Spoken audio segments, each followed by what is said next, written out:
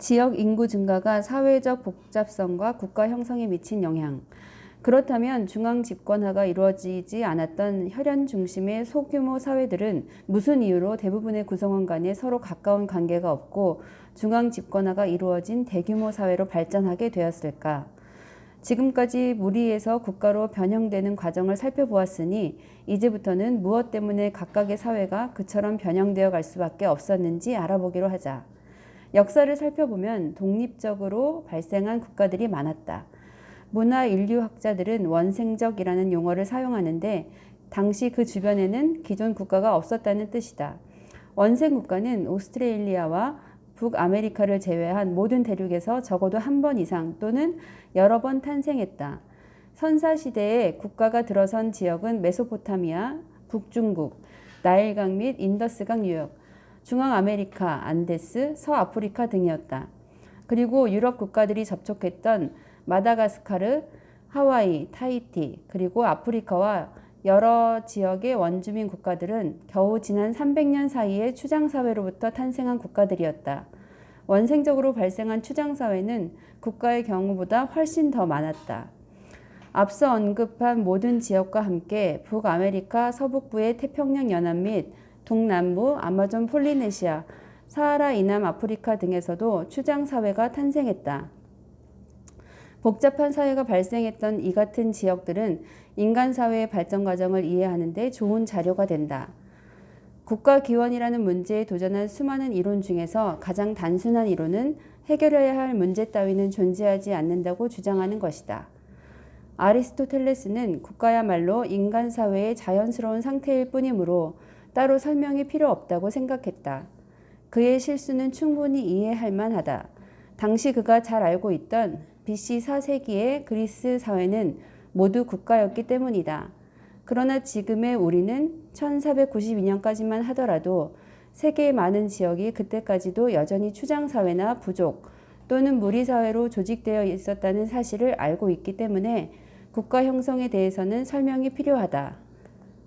우리에게 가장 낯익은 이론은 프랑스 철학자 장 자크 루소의 것으로 그는 국가가 사회적 계약에 의해 형성되었다고 보았다. 그 사회적 계약이란 사람들이 자신의 이익을 계산해보고 단순한 사회보다는 국가에서 사는 것이 더 낫겠다는 데 의견이 모아져 단순한 사회를 자발적으로 없애나갈 때 이루어지는 합리적 결론이었다는 주장이다. 그러나 현실을 아무리 관찰하고 역사적 기록을 뒤져보아도 그처럼 냉철한 선견 지명이 있는 고상한 분위기에서 국가가 형성되었던 예는 단 한 번도 찾아낼 수 없었다. 작은 사회 단위들이 자발적으로 주권을 포기하고 더 큰 단위에 합병되는 일은 거의 없다. 다만 정복당하거나 외부 압력 때문에 어쩔 수 없었을 뿐이다. 세 번째 이론은 일부 역사학자나 경제학자들 사이에서 지금도 인기가 있는데 이것은 메소포타미아와 북중국, 멕시코에서 대규모 관계시설이 건설되기 시작한 시기와 국가가 나타나기 시작한 시기가 엇비슷하다는 사실에서 출발한다. 그리고 관계나 수력 관리를 위해 복잡한 대규모 시설을 건설하고 유지하려면 아무래도 중앙 집권적인 관료 체제가 필요하다는 점에도 주목한다. 그 다음에는 대략적인 시대적 상호관계를 곧 인과관계로 파악한다. 결국 메소포타미아와 북중국과 멕시코 사람들은 대규모 관계시설이 가져올 이점을 미리 예견했다는 것이다. 그 당시 이들 지역에서 수천 킬로미터 이내에는 이 같은 이점들을 미리 확인할 수 있는 관계시설이 전혀 없었는데도 말이다. 아무튼 이렇게 선견지명을 가졌던 사람들이 작고 비능률적인 추장사회들을 여러 개 합병하여 대규모 관계시설이라는 축복을 내려줄 수 있는 하나의 국가로 만들었다는 주장이다. 그러나 국가 형성에 대한 이 수자원 이론은 사회 계약론의 경우와 똑같은 반론에 부딪힐 수밖에 없다.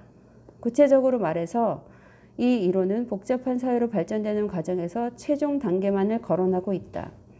대규모 관계시설의 문제가 대두되기 전 인간사회가 수천 년에 걸쳐 무리해서 부족으로 그리고 다시 추장사회로 발전하게 되었던 원인이 무엇인지에 대해서는 아무런 언급도 없고 역사상의 연대와 고고학적 연대를 자세히 훑어보아도 관계 문제가 국가 형성의 원동력이었다는 견해는 뒷받침되지 않는다. 메소포타미아, 북중국, 멕시코, 마다가스카르 등지에는 국가가 생겨나기 전에도 이미 소규모 관계시설이 존재했다. 대규모 관계시설은 국가 탄생과 같은 시기에 건설된 것이 아니라 각 지역에서 상당히 뒤늦게 시작되었다. 그리고 중앙 아메리카의 마야 지역과 안데스 일대에 형성된 대부분의 국가에서 관계시설이라고는 각 지방의 공동체가 건설하고 스스로 유지하는 소규모 시설밖에 없었다. 그러므로 복잡한 수자원 관리 시설이 만들어진 지역에서도 그 시설은 국가 형성에서 비롯된 2차적인 결과였을 뿐이며 국가 형성 원인은 다른 데 있었다. 국가 형성에 대해 본질적으로 정확한 견해를 갖기 위해서는 우선 관계시설과 일부 국가 형성 시기 사이에 대략적인 상호관계 따위보다 훨씬 더 보편적인 타당성을 가진 한 가지 분명한 사실에 근거해야 한다. 그것은 바로 각 지역의 인구야말로 사회적 복잡성을 가장 확실하게 예측할 수 있는 지표라는 사실이다. 앞서도 확인했듯이 무리사회는 수십 명의 개인으로 이루어지고 부족사회는 수백 명, 추장사회는 수천 명에서 수만 명, 그리고 국가는 일반적으로 5만 명 이상이다. 이처럼 각 지역의 인구 규모와 사회 유형 사이에도 대략적인 상호관계가 존재하지만 각각의 범주 속에서는 인구와 사회적 복잡성 사이에 더 확실한 경향이 나타난다.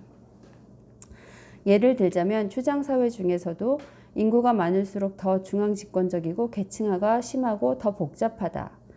이 같은 상호관계들은 각 지역의 인구 규모, 인구 밀도 또는 인구의 압력과 복잡한 사회가 형성되는 일 사이에는 분명히 어떤 관계가 있다는 것을 강력히 시사하고 있다. 그러나 이 같은 상호관계만으로는 복잡한 사회를 탄생시킨 인과관계의 사슬에서 인구라는 변수가 정확히 어떤 기능을 갖고 있는지를 파악할 길이 없다. 그러므로 그 인과관계를 확인하기 위해서 우선 조밀한 대규모 인구가 발생하게 된 배경부터 다시 상기하기로 하자. 그 다음에는 이 같은 대규모 사회가 단순한 형태로 유지될 수 있었던 까닭을 살펴보자.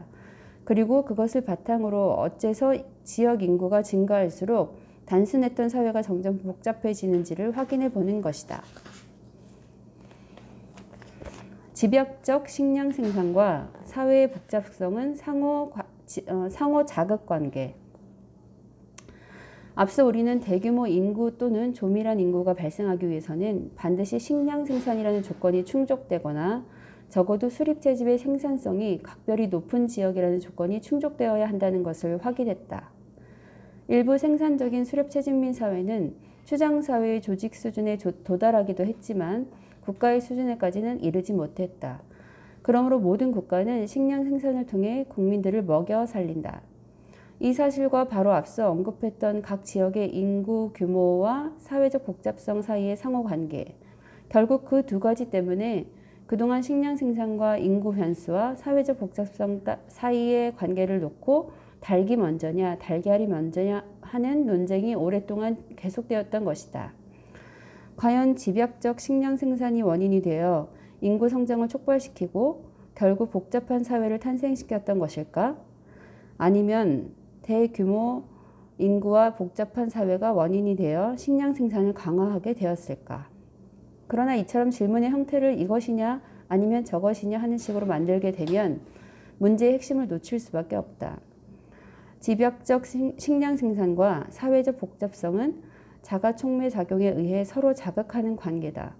다시 말해서 인구가 성장하면 사회가 복잡해지며 사회가 복잡해지면 식량 생산이 강화되면서 인구가 성장한다.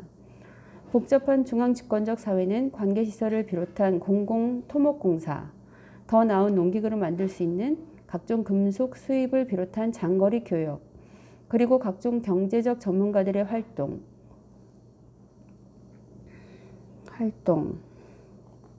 지원할 수 있다.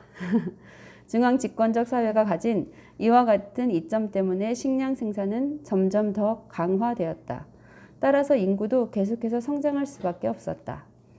더 나아가서 식량 생산은 적어도 세 가지 측면에서 복잡한 사회에 기여한다. 첫째, 식량 생산에 필요한 노동력은 철따라 변동성이 심하다.